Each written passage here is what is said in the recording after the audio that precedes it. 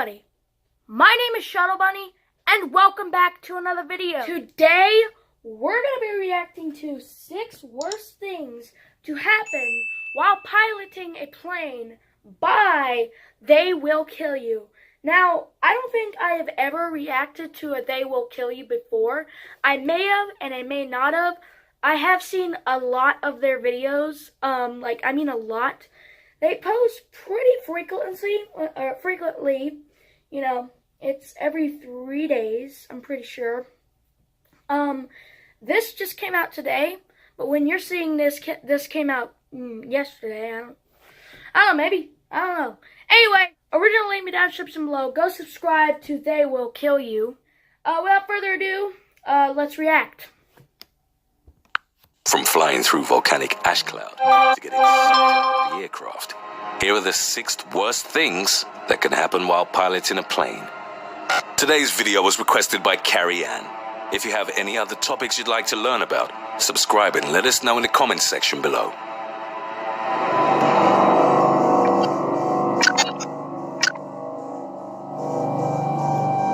I love this intro. I seriously love the intro. I also love the music they use. It's just so eerie. So in a way, it's a creepy video. Ethan, if you're watching this, this is a video for you. Clickbait.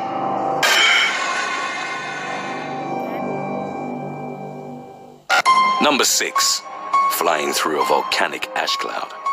On June the 24th, 1982, British Airways Flight 9 from Heathrow to Auckland was flying over Jakarta when the Boeing 747 lost power in all 4 of its engines. The crew didn't initially understand why this had happened. Volcanic ash from the eruption of Mount Galunggung had blocked the engines, causing them to flame out. The captain and crew tried restarting the engines, but they were unresponsive. Captain Eric Moody made the following announcement to the passengers. "Ladies and gentlemen, this is your captain speaking. We have a small problem. All 4 engines have stopped. We're doing our damnedest to get them going again. I trust you're not in too much distress." Fearing for their lives, many passengers started writing messages for their loved ones. As the cabin pressure dropped, oxygen masks fell from the... I was just about to ask. This was in I can't remember what year it is. It's 1970 something. I don't know. I was just about to say, I don't know a lot about them times because I was not, here. But I guess they did have those, masks. I guess they've had those for probably a while now. I don't know. Ceiling. Moody decided to slowly descend to an altitude with enough air pressure to allow for normal breathing. A risky ocean ditching was slowly becoming the only solution. Fortunately, as the plane flew out of the ash cloud, the engines were successfully restarted. The ash cloud had also sandblasted the windshield and landing light covers, which hindered visibility. The landing was difficult, but Captain Moody managed to put the plane down safely, and nobody on board was injured. Number 5. Pilot's prosthetic arm falls off. On February the 12th, 2014, as a pilot's prosthetic arm falls off. Flyby flight was approaching Belfast City Airport, the pilot's prosthetic arm fell off. According to the report, the pilot was manually controlling the plane to better deal with the windy weather. Shortly before landing, his artificial lower left arm became detached from its yoke. There wasn't enough time for him to get the co-pilot, and there were also challenging weather conditions to deal with. The pilot moved his right hand from the power levers to the yoke in order to regain control. This resulted in a bounce following the normal touchdown, which caused the plane to land heavy. Fortunately, no one on board was hurt.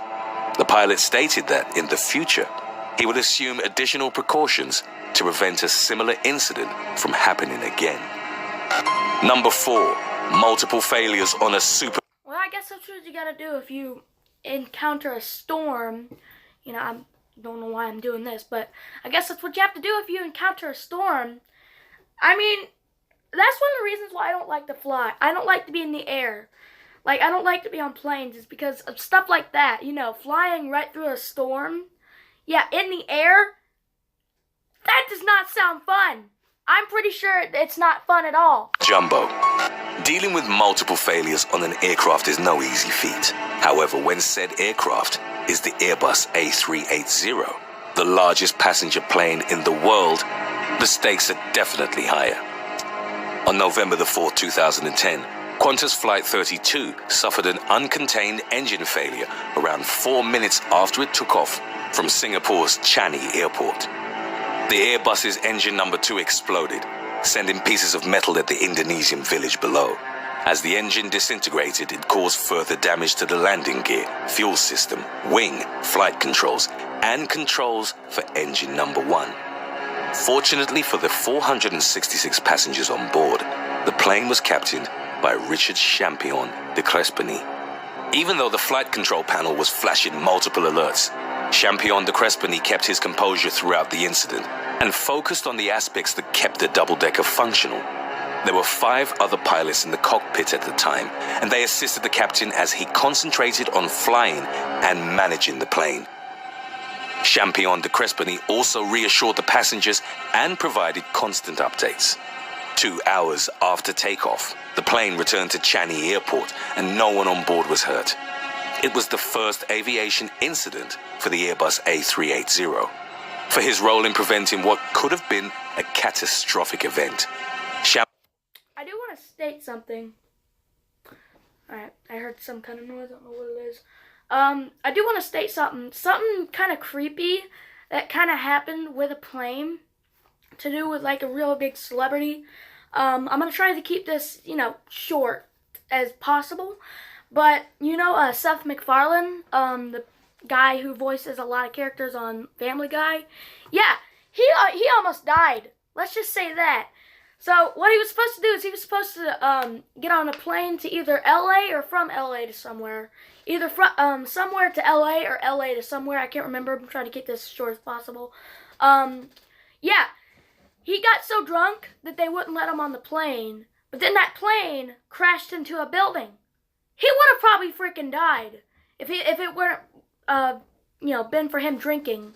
Long story short, Seth MacFarlane almost died in a plane crash. Champion de Crespigny was hailed as a hero and subsequently appointed a member of the Order of Australia. Number 3, running out of fuel. Due to a combination of company failures, human errors, and confusion over unit measurements, Air Canada Flight 140. That's another thing. Running out of fuel. Yeah, that's got to be terrible while you're in the air. Oh, my days. 3 took off from Montreal on July the 23rd, 1983, with insufficient fuel. This went unnoticed, as the initial fuel load had been incorrectly introduced by the ground crew and subsequently approved by the flight crew. The fuel had been calculated in pounds, but it should have been calculated in kilograms. The plane was loaded with only half the fuel it needed. As it was cruising over Red Lake, Ontario, at approximately 41,000 feet, the 767 lost all power and most of the flight control instruments went blank. Flying a plane that had lost all its engines hadn't been covered in training, so the pilot and crew were confronted with a new and frightening situation.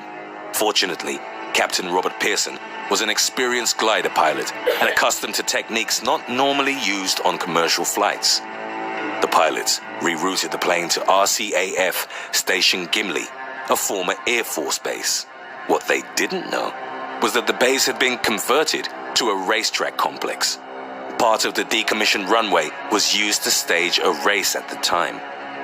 The plane didn't have any power, so the pilots used a gravity drop to release the landing gear. The landing itself was hard and fast. Pearson had to brake so hard that 2 of the airplane's tires were blown out. The plane's nose fell off and scraped along the ground.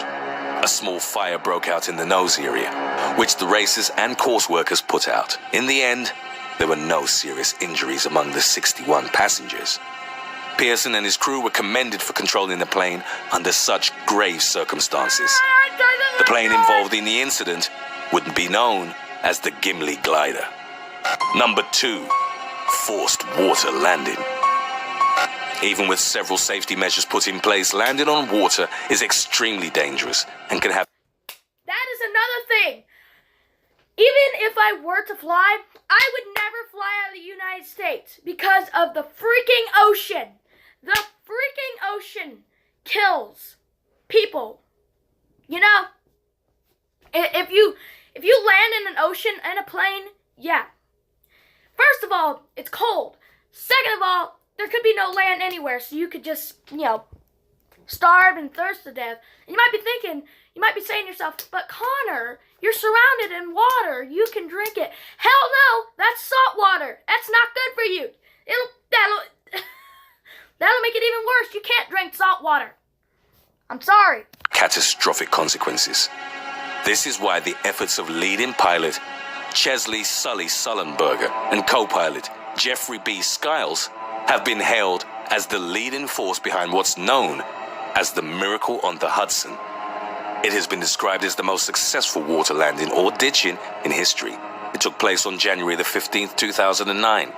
Shortly after it took off from New York's LaGuardia Airport, U.S. Airways Flight 1549 hit a flock of Canadian geese. This resulted in the plane completely losing engine power. The pilots issued a mayday call and established contact with air traffic controllers from nearby airports. Sullenberger concluded that without any engine power, they wouldn't be able to return to LaGuardia, nor safely reach Teterboro Airport in New Jersey. After the plane was given permission from Teterboro, Sullenberger responded, "We can't do it. We're gonna be in the Hudson." Over the cabin address system, Sullenberger told the passengers to brace for impact. The two pilots then glided the plane to an unpowered water landing in the Hudson River, off Midtown Manhattan. Rescue boats converged to the location of the plane, and all of the 155 passengers were saved. Sullenberger, Skiles, and the flight attendants were all hailed as heroes. The incident inspired Clint Eastwood's 2016 film, Sully, Miracle on the Hudson, with Tom Hanks in the title role. Number 1, getting propelled out of the plane. Dangling outside a plane in midair at a speed of nearly 500 miles per hour and sub-zero temperatures has to rank at the top of worst things that can happen to a pilot. On June the 10th, 1990, British Airways Flight 5390 was heading to Spain from Birmingham with 81 passengers on board. About 20 minutes into the flight, with the plane already at an altitude of around 17,000 feet, passengers were startled by a loud bang that came from the cockpit. An improperly installed windscreen panel had broken away from the captain's side of the flight deck. The rushing air from the decompression forced Captain Tim Lancaster out of his seat and propelled him head first out of the window.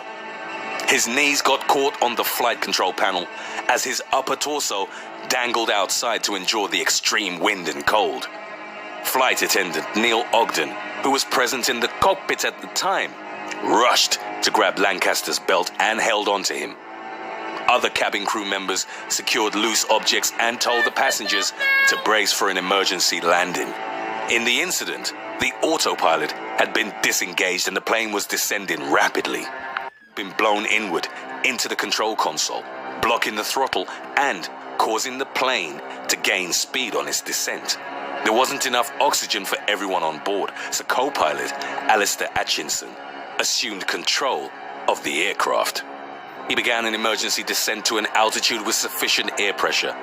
Atchison re-engaged the autopilot and issued a distress call, but the wind noise made communication difficult.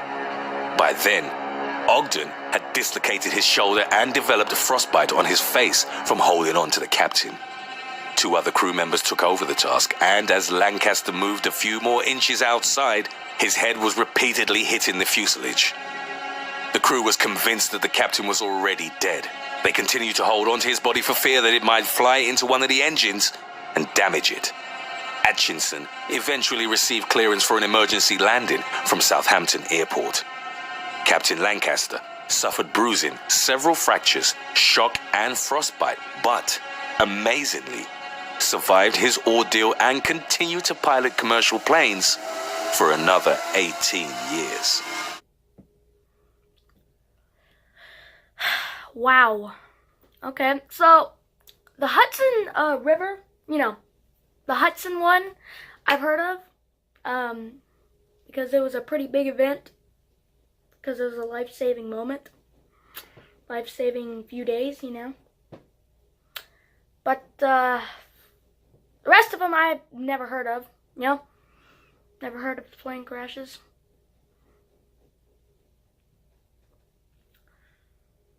Anyway, that's gonna be it for today, guys. Thanks for watching. If you're watching this, this is your video, because if you guys don't know, Ethan loves creepy shit. I don't know why. You can ask him in the comments below. Ethan, you better post in the comments, cause I'm gonna have, you know, people asking you why you like creepy shit so much. That's just how Ethan is. He just loves creepy shit. I like more of the funny shit than the creepy shit. That's why I haven't reacted to. When the last creepy video, I haven't reacted to it. When I made that, I haven't reacted to a creepy video in a while. But anyway, original link me down in the description below. Go subscribe to They Will Kill You. Thank you everyone so much for watching. Make sure you like, subscribe, favorite, share, follow me on Instagram, Twitter, Facebook, and I will see you in the next video. Bye-bye.